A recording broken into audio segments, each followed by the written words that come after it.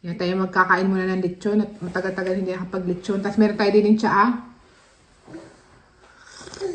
Yan, pangontra sa lechon. Para sa mga high blood, diyan, lechon is light. Kain tayo mga ka-frenny, lechon. Ay, sauce.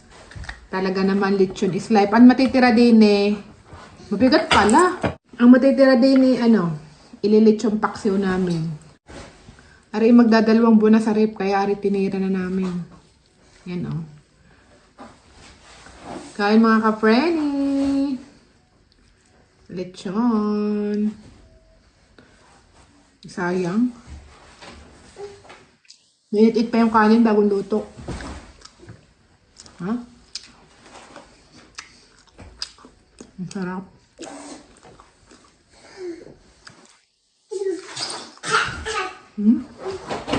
Naglalaro si Kylie.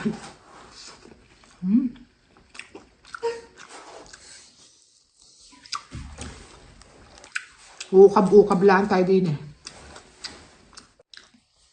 Ukab-ukab. Sarap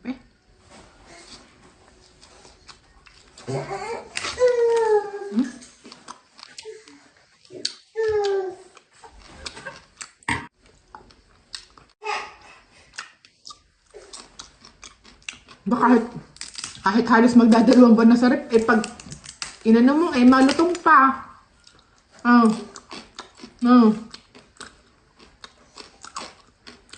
Malutong pa, kahit paano. Ayaw. Laman.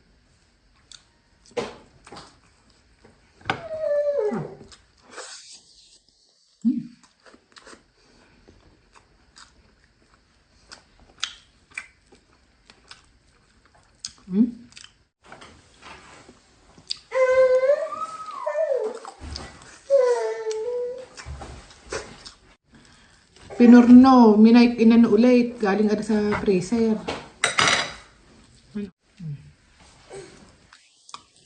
Bato.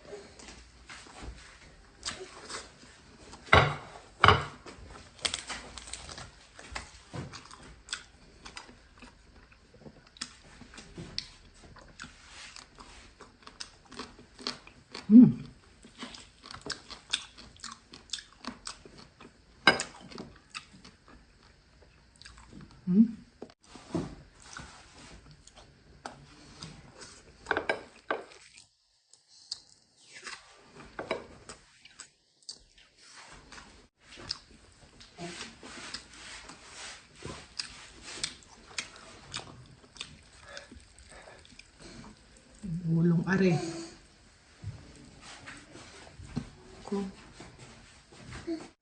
Hindi naman yan malalaglag.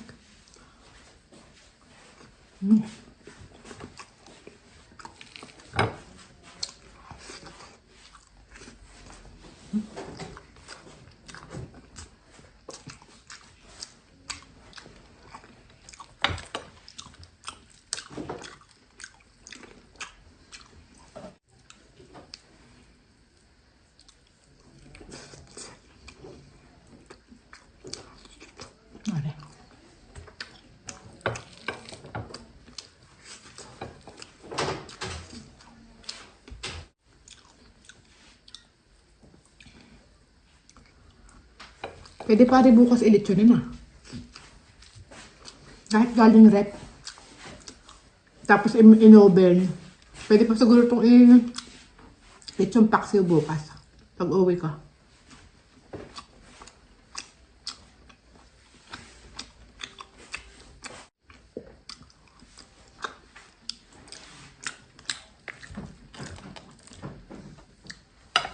Sarap.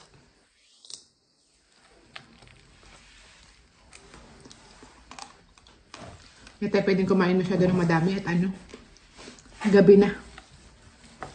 Tamang lang muna. Tamang tikim-tikim.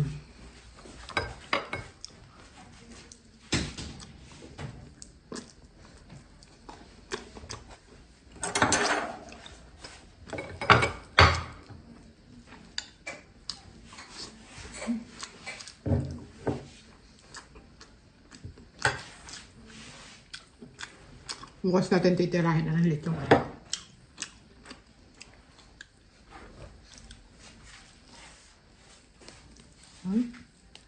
Saka masyado pang malamig pa yung ibang parte.